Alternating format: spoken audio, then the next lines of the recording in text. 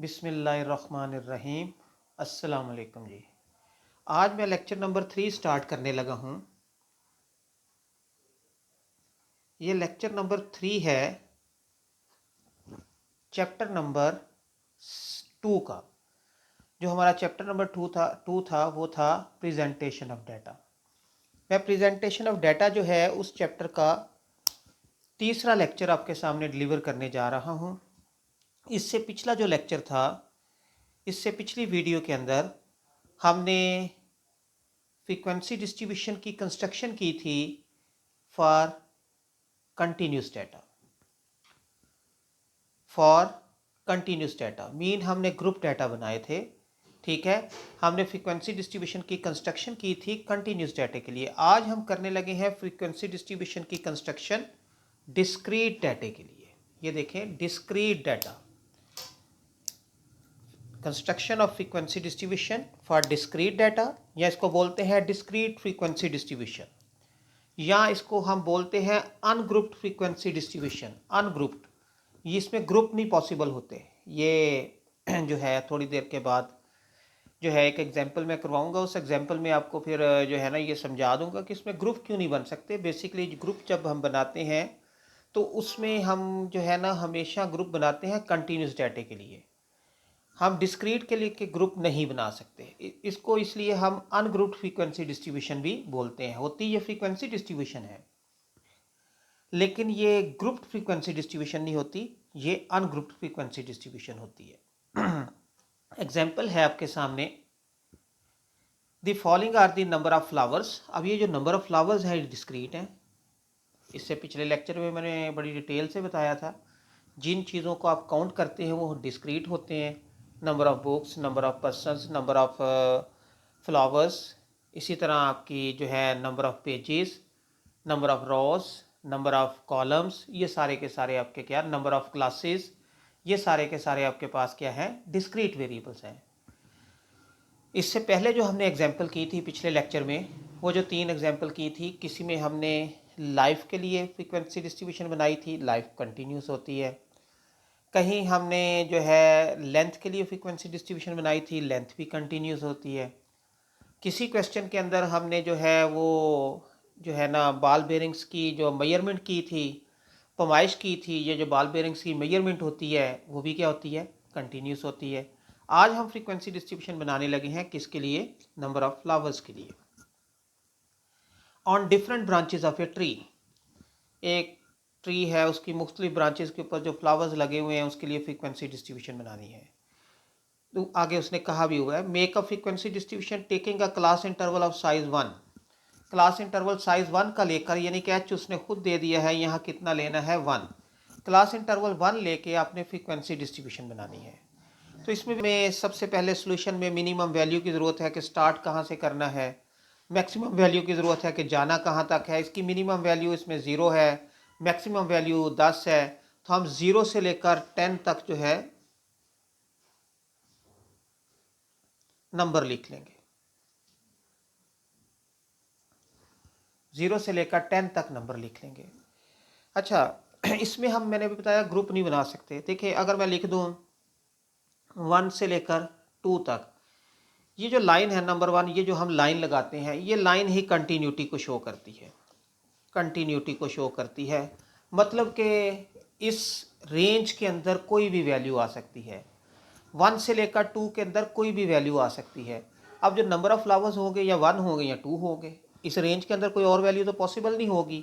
इसलिए यहाँ हम ग्रुप्स नहीं बना सकते। इसको हम हमेशा इसी तरह करते हैं, हम नंबर लिख लेते हैं जो भी इंटरवल दिया हो उस इंटरवल के अकॉर्डिंग, या इसमें हम मोस्टली 1 का ही इंटरवल लेते हैं। मिनिमम टू मैक्सिमम हम जो है नंबर्स लिख लेते हैं। नंबर्स लिखने के बाद हमने उसकी टैली लगानी है। इसमें टैली की भी ज़रूरत नहीं होती, आप डायरेक्ट फ्रीक्वेंसी डिस्ट्रीब्यूशन भी बना सकते हैं। लेकिन अगर आप टैली लगाना चाहते हैं तो देखें 2 के सामने एक लाइन, फिर 4। तो मैं इसका जो है, मैं तो इस तरह नहीं करता। मैं क्या करता हूँ कि फॉर एग्जांपल 2 है, 2 काउंट कर लेता हूँ 2 कितनी दफ़ा है। देखें, एक 2, 1 क्रॉस करते जाते हैं, 2, 3, 4, 5, 6, 7, 8, 9। देखिए, और तो 2 कहीं नहीं ना है।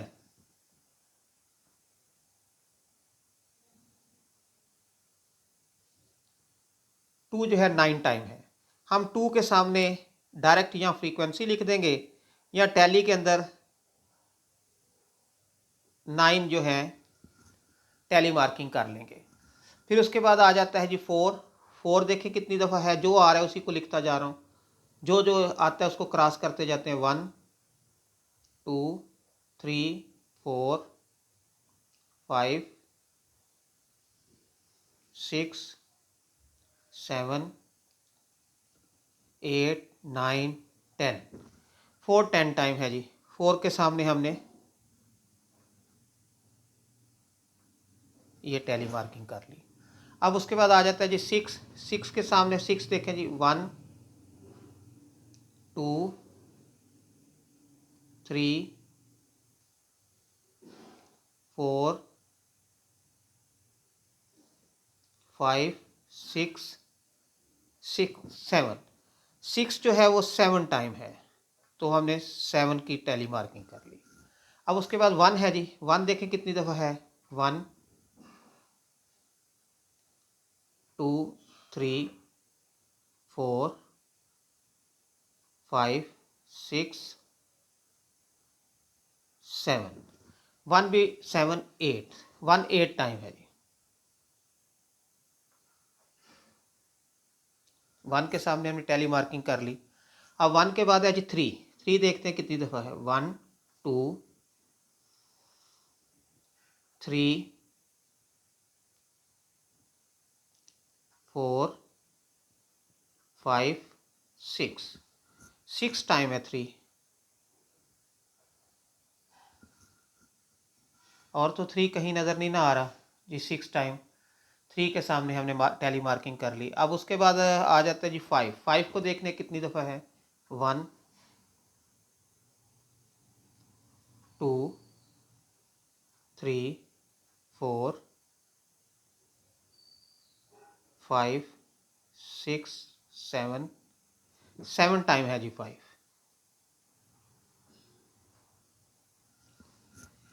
फिर उसके बाद आ जाता है जी 7। 7 कितनी दफ़ा है। 1 2 3 7 3 टाइम है। 1 2 3। उसके बाद है जी 8 सॉरी 6। एक ये भी है, 6 की एक वैल्यू और बढ़ गई है। ये 6 की एक वैल्यू ये भी है, तो हम 6 की एक वैल्यू बढ़ा देंगे। 6 8 टाइम आ गया। उसके बाद जी 8 आ जाता है। 8 कितनी दफ़ा है। 1 2 2 टाइम है 8। फिर 9 है जी। 9 कितनी दफ़ा है। 1 2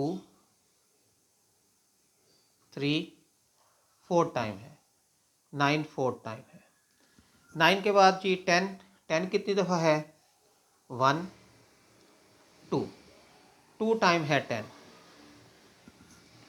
और ज़ीरो ये आ गया जी 0। ज़ीरो जस्ट ये हमारे पास 0 है, जस्ट 1 टाइम है। अब आप पूरे टेबल में देख लें कोई वैल्यू। हाँ 0 2 टाइम है। एक 0 ये भी है। 0 2 टाइम है। अब पूरे वैल्यू टेबल को एक दफ़ा नज़र मार लेते हैं, क्योंकि वैल्यू ऐसी तो नहीं रह गई जिसको हमने क्रॉस नहीं किया। हाँ जी एक 9 रह गया है, दैट्स मीन 9 जो है वो 5 टाइम है। एक 10 रह गया है, दैट्स मीन 10 जो है वो 3 टाइम है। 10 रह गया, 3 कर दिया। एक हमारे पास देखें जी और क्या रह गया है जो हमने क्रॉस नहीं किया, वो है 3। तो 3 की एक वैल्यू और बढ़ जाएगी। 3 पहले कितनी दफ़ा था। 6 टाइम था, तो 3 7 टाइम हो जाएगा। ये हमें जो फ़ायदा हो जाएगा कि जब हमने क्रॉस किया होगा ना, तो हमें फ़ायदा हो जाएगा कि कोई नंबर हमने क्रॉस किया है कि नहीं। अगर नहीं क्रॉस किया तो उसकी फ्रिक्वेंसी एक बढ़ा देंगे। इसी तरह आगे जाके देखें जी 10 8। 8 भी जो है ना क्रॉस नहीं हुआ था, तो 8 की भी एक फ्रीक्वेंसी बढ़ जाएगी। 8 3 टाइम हो जाएगा। और कोई नंबर एक दफ़ा फिर नज़र दौड़ाते हैं जी। अब इसकी फ्रिक्वेंसी आ जाएगी। इसकी फ्रिक्वेंसी 2, इसकी फ्रिक्वेंसी 8, इसकी 9 2 10 नहीं सॉरी 2 नहीं 7 7 10 ये भी 7 है, 8 है, 3 है, 3 है, 5 है, 3 है। अब इस फ्रीक्वेंसी का सम कितना होना चाहिए हमारे पास जितनी ऑब्जर्वेशन है। अगर इन ऑब्जर्वेशंस को हम गिनते हैं तो हमारे पास 66 ऑब्जर्वेशन है। 1 2 3 4 5 6 7 8 9 10 11 12 13 14 15 15 इंटू 4 60 और ये नीचे 6 ऑब्जर्वेशन और दी हुई हैं, 66 ऑब्जर्वेशन। अब इस फ्रीक्वेंसी का सम कितना होना चाहिए 66। अगर इस फ्रीक्वेंसी का सम 66 है तो हमारा क्वेश्चन ठीक है, अदरवाइज़ ये क्वेश्चन गलत है, इसको हमें दोबारा ठीक करना पड़ेगा। तो इस फ्रीक्वेंसी का सम कर लेते हैं। तो 2 + 8 + 9 + 7 + 10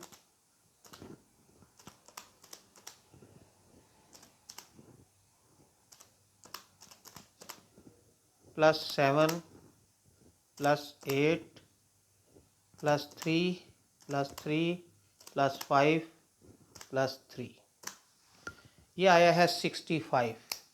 दैट्स मीन एक हमारी ऑब्जर्वेशन जो है वो हमने उसको टैली लगाते हुए कहीं ना कहीं कोई गलती कर दी है कि जिसकी वजह से वो हमारा सम जो है वो 66 नहीं आया, हमारा सम जो है वो 65 आ गया है। कोई ऑब्जर्वेशन ऐसी है जो अनचेक्ड रह गई है, जिसको हमने क्रॉस नहीं किया, तो वो कौन सी है जी? ये देखें, गलती पकड़ी गई। ये 4 नहीं हमने, तो 4 हमारा जो है बेसिकली कितनी दफ़ा आ गया? 4 हमारा 10 टाइम नहीं है, 11 टाइम है। ये ब्यूटी है फ्रीक्वेंसी डिस्ट्रीब्यूशन की, को आप वहीं बैठ के चेक कर सकते हैं कि हमारा क्वेश्चन ठीक है कि नहीं। देखिए मैंने अभी चेक किया था तो मैंने फ्रीक्वेंसी का सम किया, वो 65 आया, इसका मतलब है कि वो क्वेश्चन गलत था। मैंने दोबारा फिर उस टेबल की तरफ देखा कि मैंने कोई ऐसा नंबर छोड़ तो नहीं दिया जिसको मैंने क्रॉस नहीं किया हुआ, तो 4 ऐसा नंबर था जो मैंने छोड़ दिया था। तो मैंने 4 की फ्रीक्वेंसी एक बढ़ा दी, तो वो 10 थी पहले, फिर 11 हो गई, तो फ्रीक्वेंसी का सम कितना आ गया? 66। तो इसका मतलब है ये क्वेश्चन हमारा ठीक हो गया। ठीक है जी, ये क्वेश्चन हमारा फ्रीक्वेंसी डिस्ट्रीब्यूशन हो गई किसकी? डिस्क्रीट की। तो डिस्क्रीट फ्रीक्वेंसी डिस्ट्रीब्यूशन बनाने का मेथड मैंने आपको बता दिया है, और मैंने आपको ये भी बताया है कि ये जो डिस्क्रीट फ्रीक्वेंसी डिस्ट्रीब्यूशन है, this is also known as ungrouped frequency distribution. तो अब जब भी आपको कोई क्वेश्चन आ जाए जिसमें डाटा डिस्क्रीट हो, तो उसकी फ्रीक्वेंसी डिस्ट्रीब्यूशन आप इस मेथड से बनाएंगे। ठीक है जी। तो नेक्स्ट हम अगला टॉपिक की तरफ चलते हैं। लास्ट टॉपिक है हमारा जो डायग्रामेटिकल मेथड से पहले पहले, तो अगला टॉपिक है हमारा basically class marks. Class marks, class boundaries ये देखें क्लास मार्क्स, इनको हम मिड पॉइंट्स भी बोलते हैं। क्लास बाउंड्रीज, कम्युलेटिव फ्रीक्वेंसी और रिलेटिव फ्रीक्वेंसी, ये हमने बनानी है। ये क्वेश्चन हमें उसने दिया हुआ है, make class marks, class boundaries, और ब्रैकेट में लिखा हुआ है एक्सक्लूसिव क्लासेस। क्लास बाउंड्रीज को हम एक्सक्लूसिव क्लासेस भी कहते हैं, और जो क्लास इंटरवल हैं हम उनको इंक्लूसिव क्लासेस कहते हैं। थोड़ी देर के बाद मैं डिटेल से ये चीज़ डिस्कस करूँगा। कम्युलेटिव फ्रीक्वेंसी और रिलेटिव फ्रीक्वेंसी बनानी है इस डाटे को यूज़ करते हुए। ये हमारे पास डाटा है, ये हमारे पास एक फ्रीक्वेंसी डिस्ट्रीब्यूशन है। हम इसके सोल्यूशन की तरफ चलते हैं जी। ये एक सोल्यूशन के अंदर हमने क्लास इंटरवल दिए हुए थे, क्लास इंटरवल लिख दिया, आगे उनकी फ्रीक्वेंसी दी हुई थी, फ्रीक्वेंसी लिख दी। सबसे पहले हम बनाते हैं class marks. In class marks को हम मिड पॉइंट्स भी कहते हैं, याद रखिएगा। इन क्लास मार्क्स को हम मिड पॉइंट्स भी कहते हैं। मिड पॉइंट्स, 2 पॉइंट्स का मिड निकालना है बेसिकली हमने। जब भी 2 पॉइंट्स का मिड निकालना हो, फॉर एग्जांपल एक पॉइंट हमारे पास x है, दूसरा पॉइंट y है, उसका मिड निकालना है, तो आपको ये बचपन में आप ये सारी चीज़ें पढ़ी हैं। 2 पॉइंट्स का मिड निकालने के लिए दोनों को जमा करके 2 पे डिवाइड कर देते हैं, तो ये आ जाएगा 122.5। ठीक है जी। आगे फिर इसी तरह अगले दोनों लोअर लिमिट और अपर लिमिट को प्लस करके 2 पे डिवाइड कर देते हैं, तो 132.5। नेक्स्ट आपका आ जाएगा 142.5, नेक्स्ट 152.5, नेक्स्ट 162.5 और नेक्स्ट 172.5। देखिए मुझे फ़ौरन जल्दी जल्दी कैसे पता चल गया, आपको भी चल सकता है। आप स्टैटिक की हाइट फाइंड करें। हम हाइट कैसे फाइंड करते हैं, पहले भी बताया है मैंने। हम जो क्लास है, दो क्लासें ले लेते हैं। फॉर एग्जांपल हमने फर्स्ट दो क्लासें ले ली हैं। सेकंड क्लास की लोअर लिमिट में से फर्स्ट क्लास की लोअर लिमिट माइनस कर दें तो हमारे पास आंसर आ गया 10। या अगर अपर से करना चाहते हैं तो आप फर्स्ट सेकंड क्लास की अपर में से फर्स्ट क्लास की अपर क्लास लिमिट माइनस कर दें, आंसर आ गया 10। तो इसका इंटरवल कितना है जी 10 का। तो जो इंटरवल क्लासेस के अंदर है सेम वही इंटरवल क्लास मार्क्स या मिड पॉइंट्स में होगा। देखिए पहली वैल्यू क्या आई थी 122.5, अगली क्या आई 132.5। तो आप एंड तक फिर 10 क्योंकि सब में 10 का इंटरवल है, इंटरवल इक्वल है। जब इंटरवल इक्वल हो तो हम वही 10 ऐड करते जाते हैं। आप चेक कर सकते हैं आखिरी वैल्यू जमा करके, आखिरी दो जो क्लास है उसकी लोअर लिमिट और अपर लिमिट को ऐड करके 2 पे डिवाइड करें तो आपके पास मिड पॉइंट उसका 172.5 ही आएगा। नेक्स्ट है जी क्लास बाउंड्रीज। अब हमने बनानी है क्लास बाउंड्रीज। ये क्लास बाउंड्रीज कैसे बनाते हैं, याद रखें हम ये इंटरवल निकालेंगे, ये वाला इंटरवल मैंने आपके सामने एरो से लिखा भी है। ये इंटरवल हम निकालते हैं, ये आता है जी 128 माइनस 127, इसको 2 पे डिवाइड कर देते हैं। जब 1 को आप 2 पे डिवाइड करेंगे आंसर आ जाएगा 0.5। ये जो आंसर 0.5 आया है इसको लोअर साइड से माइनस करते जाएंगे, अपर साइड में ऐड करते जाएंगे। सिंपल। ये हमने कहीं से भी इंटरवल निकाल ले, यहाँ से निकाल लें, यहाँ से निकाल लें, यहाँ से निकाल लें, जहाँ से मर्जी निकाल लें। अगली क्लास की लोअर लिमिट और उससे ऊपर वाली क्लास की अपर लिमिट, इन दोनों का डिफरेंस निकाल लें।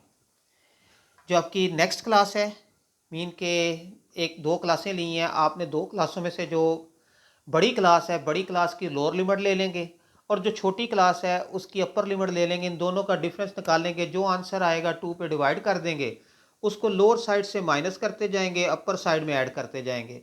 अब देखिए हमने 118 में से 0.5 माइनस करना है तो क्या आएगा 117.5 और इसमें ऐड करना है 127.5। नेक्स्ट देखें जी, अब इसमें से माइनस करना है 127.5 और इसमें ऐड करना है 137.5। सो ऑन, आप लोअर में से माइनस करते जाएं और अपर में जो है ऐड करते जाएं।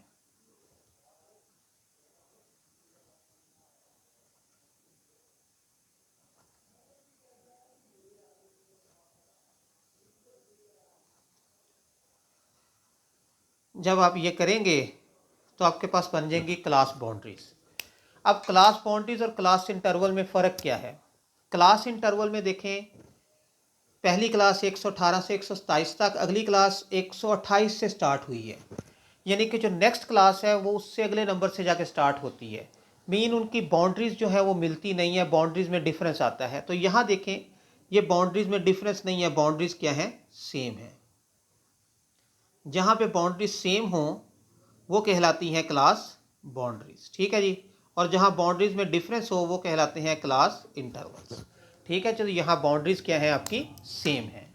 क्लियर जी, क्लास बाउंड्रीज की आपको समझ आ गई होगी। नेक्स्ट हमारा आ जाता है जी C F. C F mean cumulative frequency, C mean cumulative, F mean frequency. अब क्यूमुलेटिव फ्रीक्वेंसी हम कैसे बनाते हैं, हमने इसमें फ्रीक्वेंसी, क्यूमुलेट का मतलब होता है इकट्ठा करना, फ्रीक्वेंसीज को क्यूमुलेट करना है। क्यूमुलेट कैसे करना है, ये जो हमारी पहली फ्रीक्वेंसी है इसको एज इट इज़ लिख लेते हैं 2। अब ये जो फ्रीक्वेंसी है अगली फ्रीक्वेंसी में ऐड हो जाएगी। अगली फ्रीक्वेंसी क्या है 4, ये आ गया आंसर आपका 6। ये जो 6 आया है वो अगली फ्रीक्वेंसी में ऐड हो जाएगा। अगली फ्रीक्वेंसी अब आपकी क्या है 8, ये आंसर आ गया आपका 14। अब ये जो आंसर 14 आया है ये अगली फ्रीक्वेंसी में ऐड हो जाएगा, ये आंसर आ गया 18। अच्छा, आप इसको ज़रूरी नहीं कि इस तरह एक एक स्टेप करके लिखें, आप डायरेक्ट भी लिख सकते हैं। जब आपकी प्रैक्टिस हो जाएगी डायरेक्ट लिखें। अगली फ्रीक्वेंसी जो है 1 है तो ये 1 में ऐड होगा 18, तो क्या आ गया 19। अगली फ्रीक्वेंसी जो है इसको 19 को अगली फ्रीक्वेंसी में ऐड करेंगे, आंसर आ गया 20। अब फ्रीक्वेंसी का सम करें, अब फ्रीक्वेंसी का सम करें जी। इस फ्रीक्वेंसी का सम 20 है। जो फ्रीक्वेंसी का सम हो हमारी CF की लास्ट वैल्यू भी वही आती है। ये इसको चेक करने का तरीका है। जो फ्रीक्वेंसी का सम हो हमारी CF की लास्ट वैल्यू भी वही आती है। देखें फ्रीक्वेंसी का सम 20 था तो CF की लास्ट वैल्यू भी 20 आई। अगर ये नहीं आ रही तो इसका मतलब है कहीं ना कहीं आपने गड़बड़ कर दी है, इसको दोबारा रीचेक करना पड़ेगा। नेक्स्ट है जी रिलेटिव फ्रीक्वेंसी। रिलेटिव फ्रीक्वेंसी क्या होती है? Frequency divided by total frequency. For example आपकी फ्रीक्वेंसी, सॉरी फॉर एग्जांपल नहीं, ये देखें फ्रीक्वेंसी आपकी 2 है, टोटल फ्रीक्वेंसी कितनी है 20, 2/20। फिर आपकी फ्रीक्वेंसी कितनी है 4, 4/20। फिर फ्रीक्वेंसी कितनी है 8, 8/20। फिर फ्रीक्वेंसी कितनी है 4/20। फिर 1/20, फिर 1/20।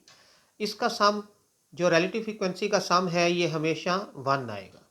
जो रिलेटिव फ्रीक्वेंसी का टोटल है ये हमेशा 1 आएगा। करके देख लीजिएगा 1 आएगा। आप इसको चाहें तो इसी तरह लिखा रहने दें, या अगर डिवाइड करके लिखना है तो 2 डिवाइडेड बाई 20, इसका आंसर आ गया 0.1। 4 डिवाइडेड बाई 20, इसका आंसर आ गया 0.2। 8 डिवाइडेड बाई 20, इसका आंसर आ गया आपका 0.4। 4 डिवाइडेड बाई 20, 0.2। 1 divided by 20, 0.05। 0.05। तो ये आपके पास इसका सम कर लें तो ये आपका 1 आएगा। करके देख लें 0.1 प्लस 0.2, 0.3 प्लस 0.4, 0.7 प्लस 0.2, 0.9 और ये 0.05, तो ये कितना आ गया 0.95 प्लस 0.05, तो ये पूरा 1 आ गया। ठीक है जी। तो रिलेटिव फ्रीक्वेंसी को चेक करने का तरीका क्या है कि इसकी रिलेटिव फ्रीक्वेंसी का सम हमेशा 1 आता है। कम्युलेटिव फ्रीक्वेंसी को चेक करने का तरीका क्या है कि इसमें last value of cumulative frequency और फ्रीक्वेंसी सेम होते हैं। Last value of cumulative frequency और फ्रीक्वेंसी का total, last value of cumulative frequency और फ्रीक्वेंसी का टोटल क्या होते हैं? सेम होते हैं। क्लास बाउंड्रीज को चेक करने का क्या तरीकाकार है कि इसमें बाउंड्रीज मैच करती हैं और इनका इंटरवल भी वही होता है जो पूरे डाटे का है। देखें डाटे का इंटरवल 10 का है तो यहाँ से भी निकाल के देखें इनका भी इंटरवल 10 का ही आएगा। और क्लास मार्क्स क्या होते हैं? Mid points. आप चाहे क्लास बाउंड्रीज से बनाएं या क्लास इंटरवल से बनाएं, हमने क्या करना है दोनों एंड पॉइंट्स को जमा करके 2 पे डिवाइड कर देना है तो हमारे पास क्या आ जाएंगे? मिड पॉइंट्स आ जाएंगे। ठीक है जी। तो ये आखिरी 1-2 मिनट हैं वो देख लें। वो है हमारे पास इंक्लूसिव क्लासेस और एक्सक्लूसिव क्लासेस। ये जो अभी हमने लिखा था 118 से लेकर 127, 128 से 137, यानी कि CI जो आपका CI है, जो CI है ये इंक्लूसिव क्लासेस होती हैं। इसका मतलब क्या है? बस थोड़ा सा है। इसका मतलब ये है कि इसके अंदर ये दोनों क्लासेस शामिल हैं। मीन कि ये भी इंक्लूड है और ये भी इंक्लूड है, ये भी इंक्लूड है और ये भी इंक्लूड है। दोनों क्लासेस इसमें क्या है? इंक्लूड है। इसलिए बोलते हैं ये इंक्लूसिव क्लासेस हैं। जबकि जो क्लास बाउंड्रीज होती हैं ये आपके सामने मैंने अभी बनाई थी, वही ले लें या आप कोई अपनी तरफ से ले लें। फॉर एग्ज़ाम्पल हम लेते हैं 110 से 120, 120 से 130, 130 से 140, ये हमारे पास क्या है? क्लास बाउंड्रीज हैं। तो क्लास बाउंड्रीज जो होती हैं ये एक्सक्लूसिव क्लासेस होती हैं। एक्सक्लूसिव का क्या मतलब है कि ये लोअर लिमिट तो शामिल है लेकिन अपर लिमिट शामिल नहीं है। मीन के 120 इसका हिस्सा नहीं है, 119.9 तक तो इसके हिस्से हो सकते हैं, 119.9 तक तो इसके हिस्से हो सकते हैं, लेकिन जो है 120 इसका हिस्सा नहीं है। इसी तरह इसकी भी ये लोअर लिमिट शामिल है लेकिन ये इसमें शामिल नहीं है, नॉट इंक्लूडेड। ठीक है जी। ये कहाँ तक इसमें इंक्लूड हो सकता है? 129.99 तक तो हो सकता है लेकिन 130 इसमें इंक्लूड नहीं है।